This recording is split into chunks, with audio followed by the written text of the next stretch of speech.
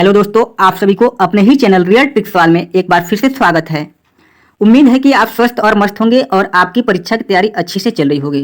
दोस्तों, ये हमारा फिजिक्स का टॉप 100 क्वेश्चन का पार्ट 3 सेशन है। अगर पार्ट 1 पार्ट 2 नहीं देखे हैं तो डिस्क्रिप्शन में उसका लिंक है, उससे देख सकते हैं। और उसके बाद से चलते हैं हम अपने पार्ट 3 की ओर। उससे पहले यदि आप हमारे चैनल पर नए हैं तो चैनल को सब्सक्राइब कर लीजिए और वीडियो को लास्ट तक देखिए। वीडियो पसंद आए तो वीडियो को लाइक करना ना भूलें। तो चलिए सेशन को स्टार्ट करते हैं। दोस्तों, आपकी स्क्रीन पर प्रश्न आ चुका है। उससे पहले हम आपको बता दें कि 1 से लेकर के 50 तक के प्रश्न को हम 2 पार्ट में कवर कर चुके हैं, पार्ट 1 और पार्ट 2 करके। तो उसको नहीं देखे हैं तो उसको जाकर के देख लीजिए। तो चलिए इसको स्टार्ट करते हैं। इसमें बोला है दोस्तों, चंद्रमा से देखने पर आकाश का रंग दिखाई देता है। तो दोस्तों इसमें बताना है चंद्रमा से देखने पर आकाश का रंग कैसा दिखाई देता है। तो दोस्तों ऑप्शन दिया सफेद, नीला, काला, लाल। तो दोस्तों इसका राइट आंसर हो जाएगा काला, यानी कि option C is correct answer हो जाएगा। उसके बाद से चलते हैं अगले प्रश्न की ओर। देखिए दोस्तों, इसमें पूछ रहा है, ये भी बहुत शानदार प्रश्न है। इसमें पूछ रहा है एक स्वस्थ नेत्र के लिए स्पष्ट दृष्टि की न्यूनतम दूरी होती है। तो दोस्तों इसका राइट आंसर हो जाएगा 25 centimetre. Option B is correct answer. उसके बाद से अगला प्रश्न देखते हैं। अगला प्रश्न दोस्तों देख रहा है, इसमें बोला है मानव नेत्र में वस्तु का प्रतिबिंब कहाँ पर बनता है। तो दोस्तों पुतली पर, कार्निया पर, रेटिना पर, अनंत पर। तो दोस्तों इसका राइट आंसर हो जाएगा ऑप्शन 3, यानी कि रेटिना पर बनता है मानव नेत्र की वस्तु की प्रतिबिंब। उसके बाद से चलते हैं दोस्तों अपने अगले प्रश्न की ओर। अगला प्रश्न आ चुका है, जैसा कि आप देख रहे होंगे। इसमें बोला है दोस्तों खगोलीय दूरदर्शी का प्रयोग किसे देखने में किया जाता है। इसमें तो दोस्तों इसका राइट आंसर हो जाएगा आपका option B is correct answer. आकाशीय पिंडों को देखने में खगोलीय दूरदर्शी का प्रयोग करते हैं। उसके बाद से चलते हैं दोस्तों अगले प्रश्न की ओर। देखिए दोस्तों, आपकी स्क्रीन पर अगला प्रश्न आ चुका है, जो कि बहुत इंपॉर्टेंट प्रश्न है। इसमें बोला है दोस्तों विद्युत धारा का मात्रक होता है। तो दोस्तों इसको बताना है। इसमें ऑप्शन दिया कूलाम प्रति सेकंड, एम्पियर, ए और बी दोनों, इनमें से कोई नहीं। तो दोस्तों इसका राइट आंसर हो जाएगा ऑप्शन सी, यानी कि कूलाम प्रति सेकंड, एम्पियर दोनों होता है। तो option C is correct answer हो जाएगा। उसके बाद से चलते हैं दोस्तों अगले प्रश्न की ओर। दोस्तों वीडियो अच्छा लगा तो वीडियो को लाइक करना ना भूले। वीडियो को जरूर लाइक कर लीजिए और चैनल को भी सब्सक्राइब कर लीजिए। तो चलते हैं अगले प्रश्न की ओर। देखिए दोस्तों, आपकी स्क्रीन पर अगला प्रश्न भी आ चुका है, जो कि ये भी बहुत शानदार प्रश्न है। इसमें बोला है वोल्ट मीटर को विद्युत परिपथ में जोड़ा जाता है, बताइए किस क्रम में। तो दोस्तों ऑप्शन दिया है समांतर क्रम में, श्रेणी क्रम में, और दिया दोनों में, इनमें से कोई नहीं। तो दोस्तों इसका राइट आंसर हो जाएगा ऑप्शन ए, यानी कि समांतर क्रम में जोड़ते हैं। उसके बाद से चलते हैं दोस्तों अगले प्रश्न की ओर।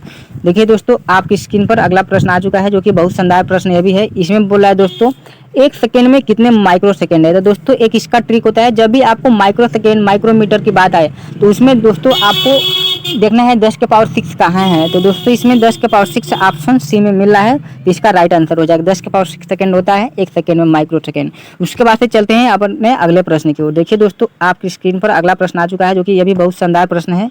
इसमें बोला है 9.52 गुणे 10⁻6 में कितने सार्थक अंक है। तो दोस्तों इसमें 10 के घाते 6 दिया, इसको भूल जाइए। उसके बाद से जितना अंक बच रहा है वही हमारा सार्थक अंक हो जाएगा।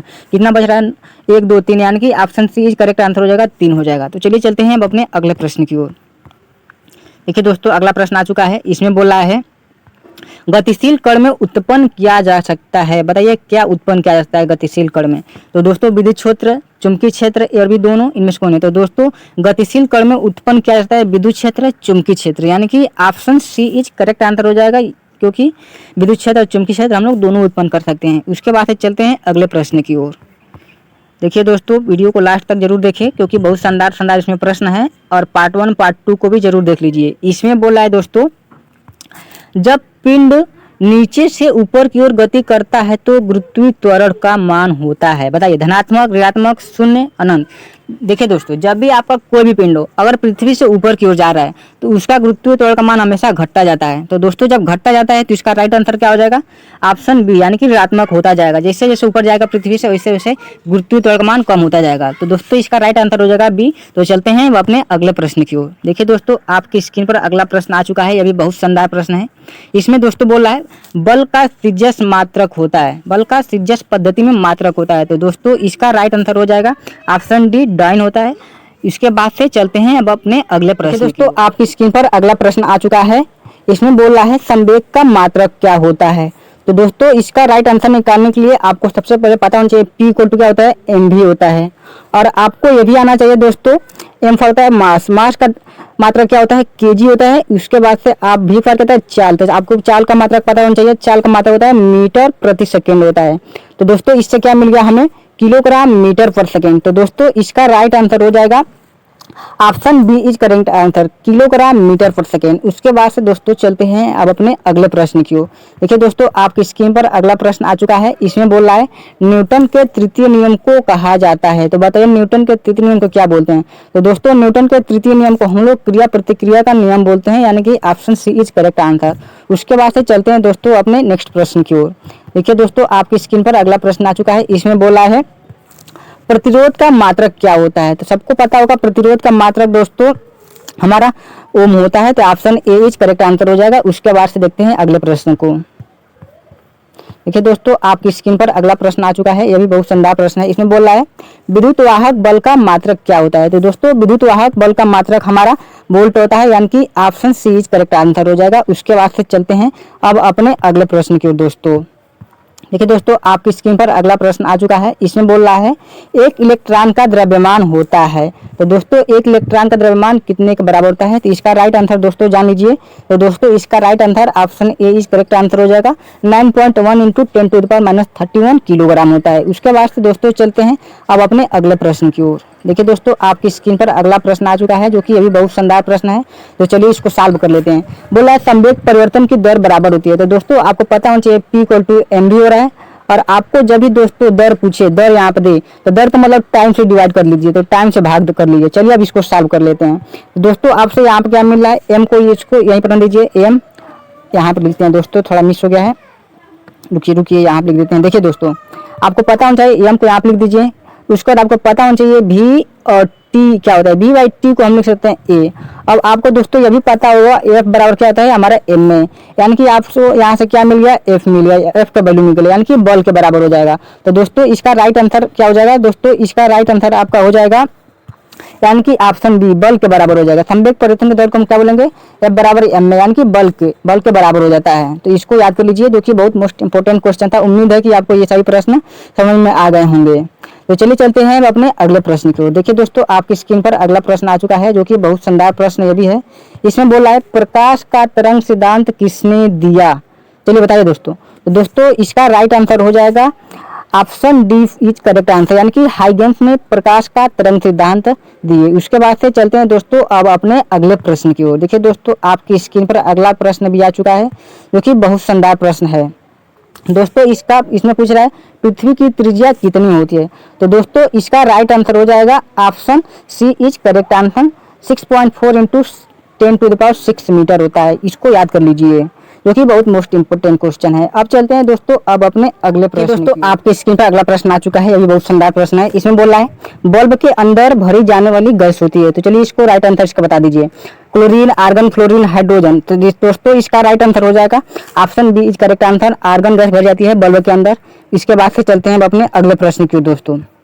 देखिए दोस्तों आपकी स्क्रीन पर अगला प्रश्न आ चुका है, अभी बहुत इंपॉर्टेंट प्रश्न है। इसमें बोल रहा है ऊर्जा का बड़ा मात्रक है। तो दोस्तों ऊर्जा का बड़ा मात्रक इसका राइट आंसर हो जाएगा option D is correct answer. Kilowatt घंटा होता है ऊर्जा का बड़ा मात्रक। उसके बाद से दोस्तों चलते हैं अब अपने अगले प्रश्न की ओर। देखिए दोस्तों आपकी स्क्रीन पर अगला प्रश्न आ चुका है, ये बहुत शानदार प्रश्न है। इसमें बोला है दोस्तों हीटर का तार बना होता है टंगस्टन का, तांबे का, नाइक्रोम का, शीशे का। तो दोस्तों इसका right answer option C is correct answer. Nichrome का बना होता है हीटर का तार। तो दोस्तों आप चलते हैं अब अपने अगले प्रश्न की ओर। देखिए दोस्तों आपके स्क्रीन पर अगला प्रश्न आ गया है, जो कि बहुत शानदार प्रश्न भी है। इसमें बोल रहा है पृथ्वी की सतह से ऊपर जाने पर गुरुत्वाकर्षण और जी का मान पर क्या प्रभाव पड़ता है। तो दोस्तों पृथ्वी से ऊपर जब भी आप जाएंगे तो गुरुत्वाकर्षण का मान क्या होता है, घटता जाता है। तो ऑप्शन क्या हो जाएगा, ऑप्शन ए इज दोस्तों करेक्ट आंसर हो जाएगा, यानी कि घटता जाता है। ठीक है, उसके बाद से चलते हैं अब अपने अगले प्रश्न की ओर। देखिए दोस्तों आपकी स्क्रीन पर अगला प्रश्न आ चुका है, ये भी बहुत शानदार प्रश्न है। इसमें दोस्तों बोल रहा है जड़त्व आघूर्ण कौन सी राशि है। तो दोस्तों जड़त्व आघूर्ण आपको पता होना चाहिए प्रदिश राशि, यानी कि टेंसर राशि है। तो इसको याद कर लेना है। उसके बाद से चलते हैं अब अपने अगले प्रश्न की ओर। देखिए दोस्तों आपकी स्क्रीन पर अगला प्रश्न आ गया है। इसमें बोला है दोस्तों 1 ग्राम कितनी ऊर्जा के तुल्य होता है, बताइए। तो दोस्तों 1 ग्राम द्रव्यमान की ऊर्जा हमारा ऑप्शन बी हो जाए करेक्ट आंसर, यानी कि 9 × 10⁻13 जूल होता है। तो इसको याद कर लेना है, जो कि महत्वपूर्ण प्रश्न था।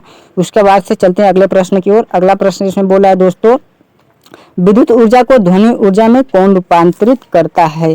तो चलिए दोस्तों इसका ऑप्शन दिया हुआ है लाउड स्पीकर, माइक्रोफोन हीटर पंखा। तो दोस्तों option A is correct answer हो जाएगा। लाउड स्पीकर होता है, विद्युत ऊर्जा को ध्वनि ऊर्जा में रूपांतरित करता है।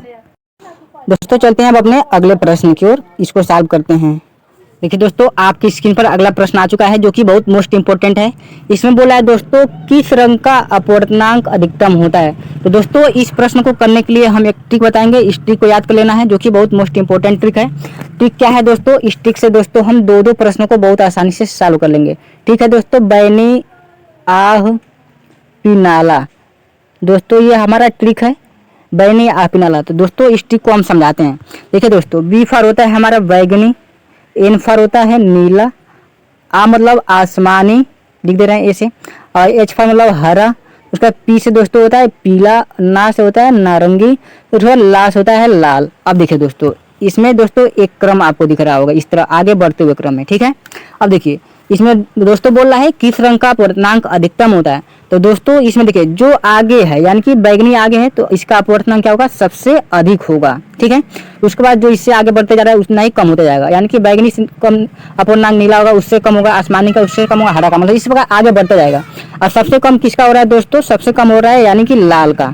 दोस्तों अपवर्तनांक जिसका अधिक होगा उसका तरंगदैर्घ्य सबसे अधिक होगा। तो दोस्तों एक इसमें अनुपात होता है, इसको याद कर लीजिए। देखिए दोस्तों अपवर्तनांक अनुक्रमानुपाती व्युत्क्रमानुपाती कितने किसके होते हैं, 1/तरंगदैर्घ्य का। दोस्तों तो इस ट्रिक को आपको याद कर लेना है जो कि बहुत मोस्ट इंपॉर्टेंट है। एक बार साफ सुथरा से इस ट्रिक को लिख देते हैं, याद कर लीजिए ध्यान से। देखिए अपवर्तनांक अनुक्रमानुपाती 1/तरंगदैर्घ्य होता है दोस्तों। तो इसको याद कर लेना है जो कि बहुत मोस्ट इंपॉर्टेंट ट्रिक था। तो दोस्तों इस ट्रिक से आपको क्या क्या मिल गया, अपवर्तनांक निकालना और तरंगदैर्घ्य निकालना है। तो दोस्तों इस ट्रिक से option B is correct answer हो जा रहा है। तो चलिए चलते हैं अब अपने अगले प्रश्न की ओर। उम्मीद है कि आपको ये ट्रिक बहुत अच्छा से समझ में आ गया होगा। जब ट्रिक समझ में आ गया हो तो वीडियो को लाइक कर लीजिए, चैनल पर नए तो चैनल को भी सब्सक्राइब कर लीजिए। देखिए दोस्तों आपकी स्क्रीन पर अगला प्रश्न भी आ चुका है। इसमें दोस्तों बोला है विद्युत ऊर्जा को यांत्रिक ऊर्जा में परिवर्तित करता है। तो दोस्तों इसका राइट आंसर जल्दी से हमें बता दीजिए, विद्युत ऊर्जा को यांत्रिक ऊर्जा में कौन परिवर्तित करता है। तो दोस्तों इसका राइट आंसर हो जाएगा विद्युत ऊर्जा को यांत्रिक ऊर्जा में परिवर्तित कर ले, यानी कि विद्युत मोटर, यानी कि option C is correct answer हो जाएगा। उसके बाद से चलते हैं दोस्तों अपने अगले प्रश्न की ओर। देखिए दोस्तों आपकी स्क्रीन पर अगला प्रश्न आ चुका है। दोस्तों इस प्रश्न को हम कम्युनिटी पोस्ट किया था तो आप सभी ने इसका गलत आंसर दिया था। जड़त्व का नियम हम बोले थे किसने दिया था, आप सब बोले थे न्यूटन ने, जो कि क्या है इसका गलत आंसर हो जाएगा। इसका राइट आंसर दोस्तों हो जाएगा गैलीलियो ने, इसको याद कर लेना है। उसके बाद से दोस्तों चलते हैं अब अपने अगले प्रश्न की ओर। देखिए दोस्तों आपकी स्क्रीन पर अगला प्रश्न आ चुका है। इसमें बोला है दोस्तों ध्वनि की गति सर्वाधिक होती है, यानी कि ध्वनि की गति किस जगह पर सर्वाधिक होती है, इसको याद कर लेना है। तो दोस्तों ध्वनि की गति हमें ठोसों में सबसे अधिक पाई जाती है। तो ध्वनि की गति को आपको याद कर लेना है, ठोस में सबसे अधिक पाई जाती है। उसके बाद से दोस्तों चलते हैं अब अपने अगले प्रश्न की ओर। देखिए दोस्तों आपकी स्क्रीन पर अगला प्रश्न आ चुका है जो कि बहुत शानदार प्रश्न है। दोस्तों इस प्रश्न में बोल रहा है परम शून्य ताप होता है।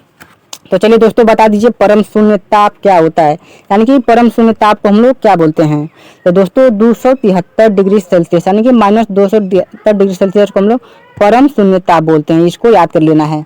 उसके बाद से दोस्तों देखते हैं अपने अगले प्रश्न को। देखिए दोस्तों आपकी स्क्रीन पर अगला प्रश्न आ चुका है जो कि बहुत ही अभी शानदार प्रश्न है और बहुत ही आसान प्रश्न है। इसमें बोला दोस्तों एसआई प्रणाली में ताप का मात्रक होता है। तो दोस्तों आप सभी को पता होना चाहिए एसआई प्रणाली में ताप का मात्रक केल्विन होता है, इसको याद कर लेना है अगर नहीं याद है तो, क्योंकि बहुत इंपॉर्टेंट प्रश्न है। उसके बाद से दोस्तों देखते हैं अपना अगला प्रश्न देखते हैं।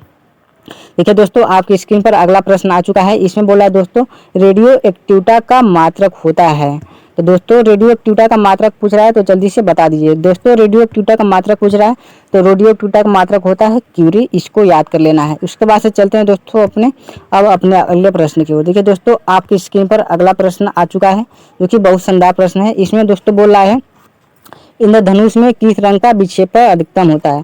तो दोस्तों इंद्रधनुष में लाल रंग का सबसे अधिक विक्षेपण होता है, इसलिए हम लाल कलर से इसको ट्रिक कर दिए। तो चलिए चलते हैं अपने अगले प्रश्न की ओर। देखिए दोस्तों आपके स्क्रीन पर अगला प्रश्न आ चुका है जो कि ये भी बहुत शानदार प्रश्न है। दोस्तों इस प्रश्न में बोल रहा है एक कूलाम आवेश में कितने इलेक्ट्रॉन होते हैं। तो दोस्तों इसका राइट आंसर हो जाएगा option A is correct answer. Option A is correct answer नहीं होगा दोस्तों, इसको सॉरी, इसका option B is correct answer हो जाएगा। उम्मीद है कि आपको ये प्रश्न बहुत अच्छे से समझ में आ गया होगा। उसके बाद से चलते हैं दोस्तों अपने अगले प्रश्न की ओर। देखिए दोस्तों, आपके स्क्रीन पर अगला प्रश्न आ चुका है, जो कि बहुत शानदार प्रश्न ये भी है। देखिए दोस्तों, इस प्रश्न में दोस्तों बोला है परमाणु बम आधारित है। तो दोस्तों परमाणु बम बताइए किस पर आधारित है, नाभिकीय विखंडन पर, नाभिकीय रिएक्टर पर, ए और बी दोनों पर। तो दोस्तों इसका right answer option A correct answer हो जाएगा। परमाणु बम नाभिकीय विखंडन पर आधारित है। उम्मीद है दोस्तों आपको सही प्रश्न समझ में आ गए होंगे। दोस्तों यहीं तक हमारा प्रश्न था। अगर दोस्तों सही प्रश्न पसंद आया तो वीडियो को लाइक कर लीजिए, चैनल को सब्सक्राइब कर लीजिए आगे के और वीडियो देखने के लिए, और कमेंट बॉक्स में जरूर बताएं।